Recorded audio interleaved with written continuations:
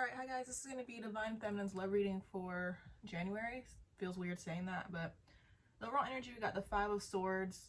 So basically I was seeing it as, based on everything else that I'm seeing, I feel like Divine Feminine, it's healing and basically trying to move on, the usual that I feel like it's been going on.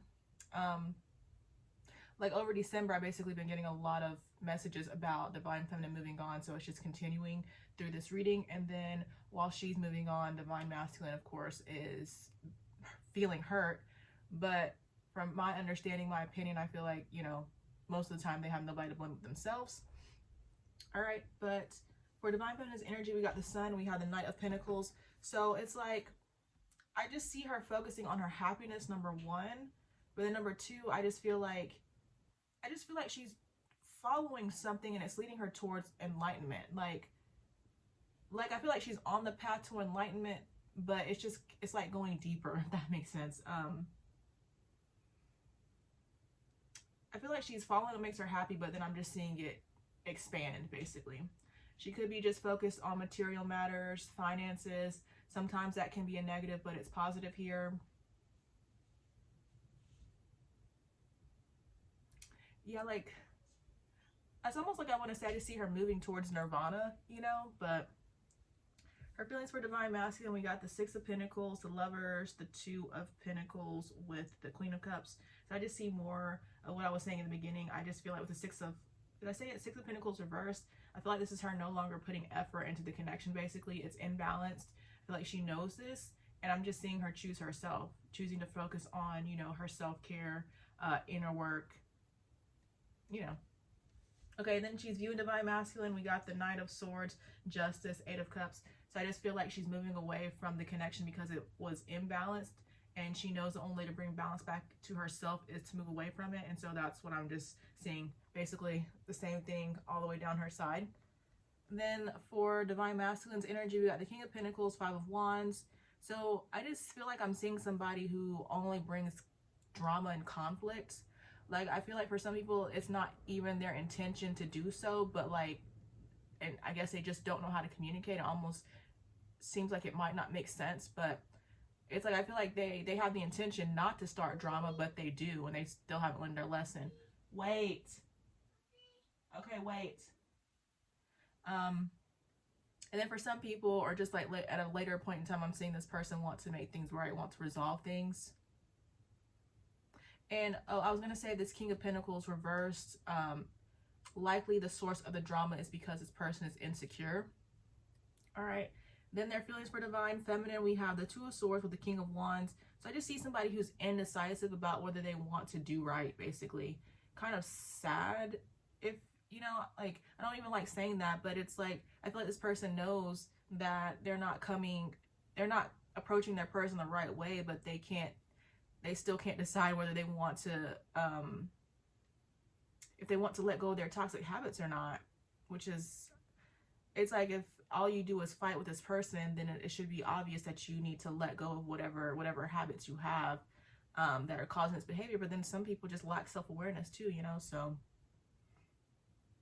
I feel like this person has like a lot of passion too, and I just feel like they can't control themselves. But it doesn't matter because I feel like the choice is being made for them, which is how it's supposed to go anyways.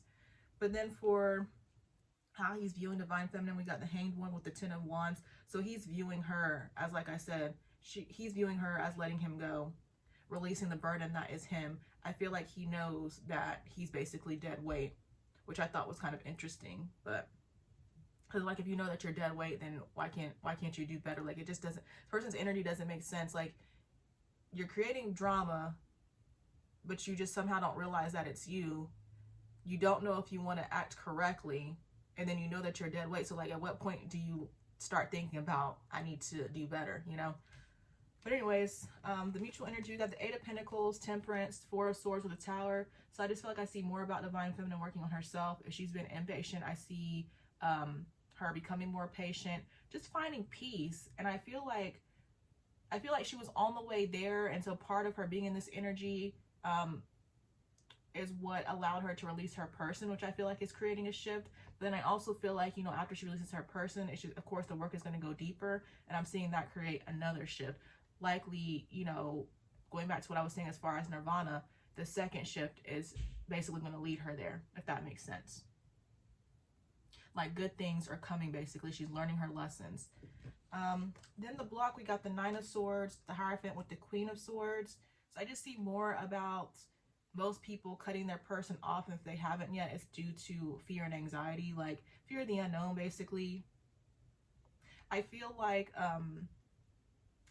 this divine masculine could be blocking divine feminine from doing this as well, because they're, although they can't do right, although they have fears, they still don't want to be released.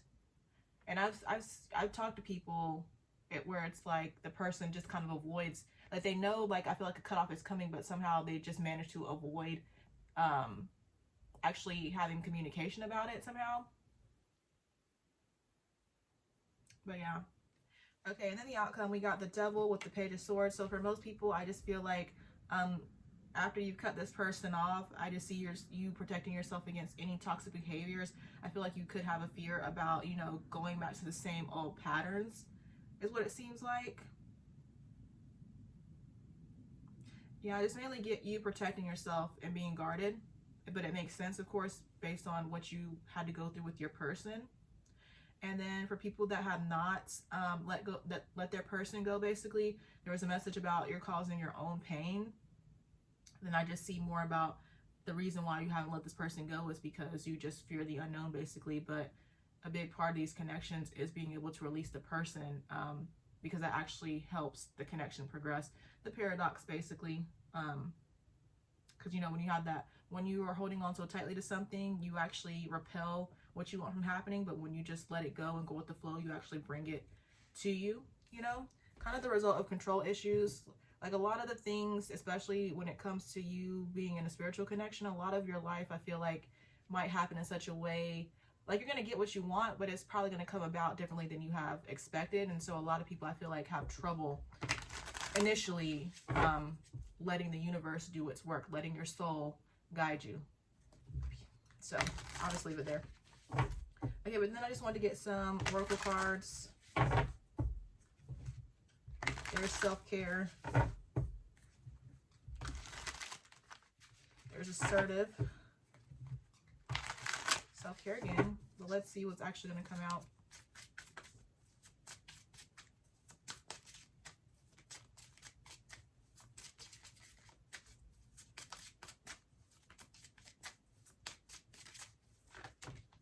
All right, so we got healing. So definitely part of what's going on is, you know, you're healing.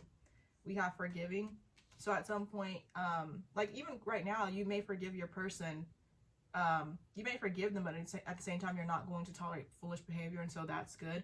And if you're having trouble, at some point, you will have to work on this because, you know, resentment only creates blocks. Okay, then we got confrontational. It says deals with things in an aggressive way, hostile or argumentative. So you could still be a little bit confrontational when it comes to your person. All right, then we have invisible, feels the need to be seen, feels worthless and flawed, wanting to feel valued and always trying to prove one's worth. I feel like the confrontational and the invisible are for people who have not let their person go yet. I mean, you could still be in the process, but a lot of times the reason why we have trouble, I feel like letting people go is because of those. Or even if you're in separation, you could still feel invisible. Like this person could be, seeming as though their life is okay without you, but I believe, and I want to talk about this at some point, but I believe, like, even if you're viewing somebody on social media and you know that you have a spiritual connection with this person, you don't really know what's going on, because if you don't know by now, of course, social media is, like, for the most part, fake, you know? Like, not everything is fake, but people are not really, for the most part, going to post the bad stuff, basically, which is fine, but a lot of people don't really think about that. But then we have pictures. So you may have pictures of you and this person, or you could just be reminiscing. We have toxic addiction, substances or behaviors used to numb one's feelings, such as drugs, sex, thoughts, alcohol.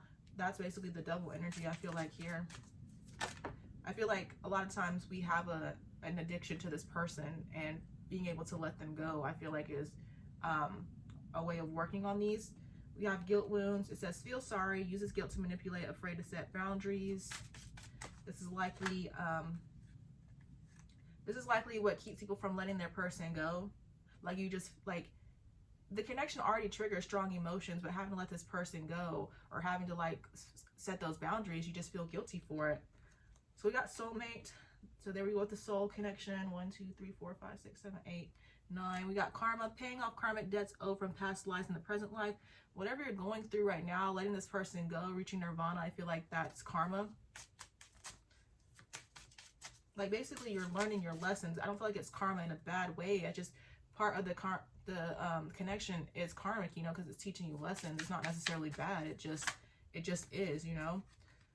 And so then we have anger. So you could of course be frustrated with everything that's going on, but you know, as you just find your peace, you will release it.